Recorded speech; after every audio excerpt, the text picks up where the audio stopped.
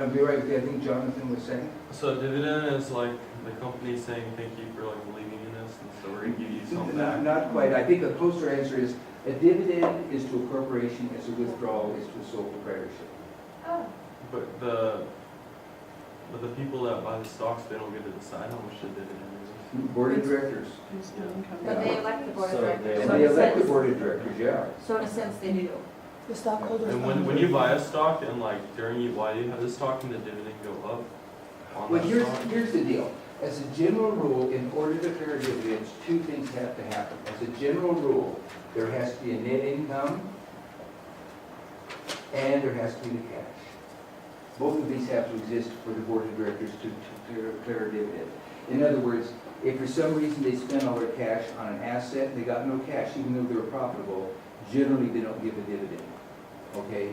And if they don't have a net income, generally they don't issue one either. Now, they can, if they issue a dividend and there was no net income, then they're returning some of the contributed capital. And that can happen, okay? For instance, what some corporations do is the fact that they're saying that what we're going to do is we're going to issue a dividend, this certain dividend, every single year. And when we do that, then people who are like retirees, who want to live on this cash flow, they'll buy our stock and it'll keep the price up. So if they have a bad year with no net income, they'll still issue a dividend. It'll be the return of contributed capital. And that's why that's done. Does that make sense, Jonathan? Yeah. So, and that is done. There was, who else was in the queue? Somebody up here? Julia? Sort of answered my question, but so if you own 25% of stock, does it mean you get a portion of the amount of dividend? You'll get 25% of dividend. Okay. So it will, if you own 25% of the stock, you'll get 25% of the dividend. That is true. But the dividend is not necessarily the whole net income. It depends on the situation. As a general rule, this is what has to happen for the board to consider issuing a dividend. They have to have a net income and they have to have cash. They still can issue a dividend, it's their discretion, but if there's no net income, then what they're doing is they're returning part of the initial investment, called contributed capital. Yeah, Are dividends only dispersed after the books are closed? no, they can do it anytime, Any time of the year, they any time of the more year. than once? Yeah, and again, it's the discretion of the board. Let me give you an example. For instance, it was Microsoft. What they did is they were extremely profitable, and they had a ton of cash, and they issued no dividends for decades. The first dividend they issued was, within less than 5 years ago.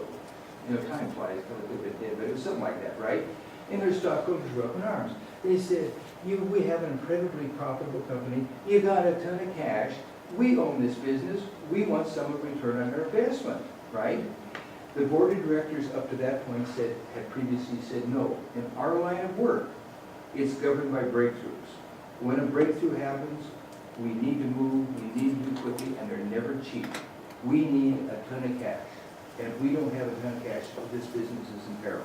You don't get a dividend. Finally, they accumulated so much cash, then they were able to issue a dividend.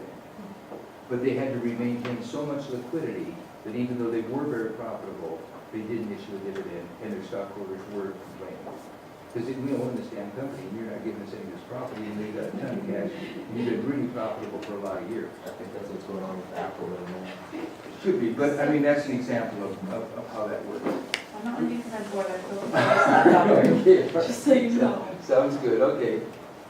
All right, any other questions or comments? So those who sold their stocks before the dividends were issued just lost their Sure, dividend? exactly. So I'm going to turn this around. So again, what happens on this thing, I should have turned this around earlier, but it'll still work because I think this is pretty much a discussion.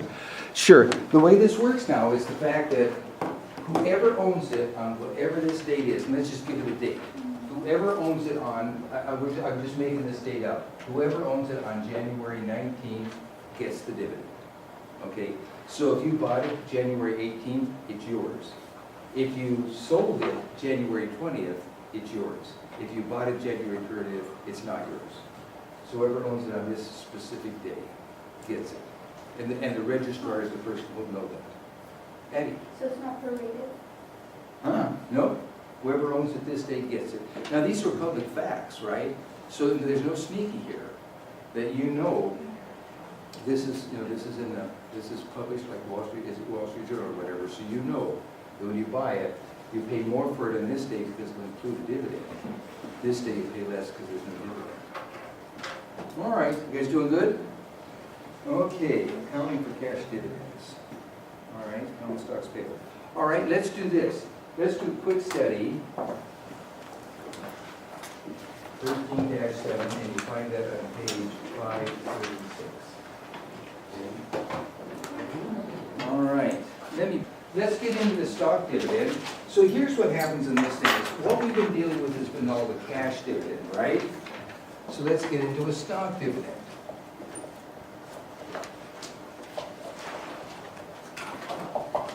Okay, so we have a stock dividend. So what happens on this thing is, instead of, what they'll do is they'll send out stock, additional stock, to the stockholders.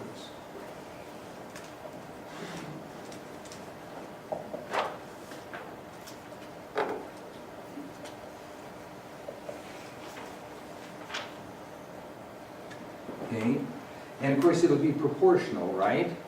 So suppose, okay, and then what it is it lowers the market value, or lowers market price.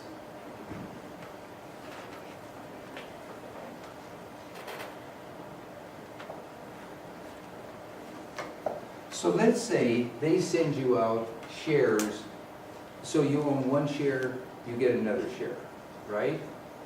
In that case, there'd be twice as many shares out, so the value of the stock should be about half. And I just meant that as an example. Normally, it's not quite that extreme, but then what it is you own twice as many shares, and the market price should be about half in that case, simply because, and the advantage of that is the fact that suppose the stock was really successful, and its price is going up and going up and going up, at some point in time, people can't buy it, especially since you generally buy in round lots, which is 100 or 1,000. So if the stock is so expensive, people have trouble buying it, okay? Now, if it was half the price, people can just buy it, and it makes it a more manageable transaction. You're not out anything. And second of all, it gives some show of confidence. So what happens is, what it says is, we want to give our shareholders something. We don't have any cash, we'll give them more stock. Now, the advantage to that, of course, is then when the stock rises, you have more stock that rises. But, yeah. Is this called a split? A split is a little different. So, but it's kind of basically the same. So let's see, here's the stock dividend. Let me kind of wind this up, we'll get to the split. Okay, and now the effect of this would be the same as a split, I might add. Okay, and sometimes it's hard to tell whether it's a stock dividend or a stock split. But if they gave you one share for every share that you have, that would be the effect of a stock split. But it's a stock dividend because they're not calling it in, they're just giving it to you, okay? All right, so if the dividend is a small stock dividend,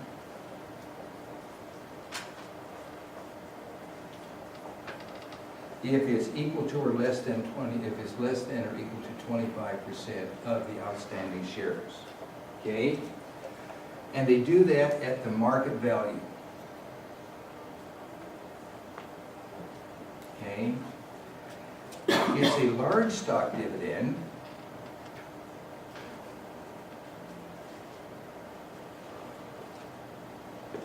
If it's greater than 25%. And they do that at par. Okay.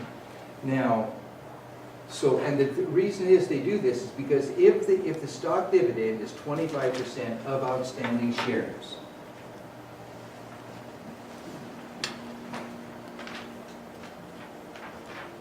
so what they're going to do is they're going to send you one share of stock for every 4 that you own, right? Then the transaction, and we don't have time to do it, we'll show you, will be done at market value. If they send out, as we described here, where it was 1 for 1, then the transactions will be recorded at par. We'll show you how that works monthly. Now, the reason FASB said decided to do it this way, is that this is probably accurate, okay, in terms of what happens. But if you then issued a large amount on the same basis, it'd be too destabilizing. And so for just to make sure that things run smoothly, this is recorded par, even though par is an arbitrary number, just negotiated with the state, okay? But they decided that they stated that you do it this way because it just will be less destabilizing. And we'll show you the transactions for this on Monday.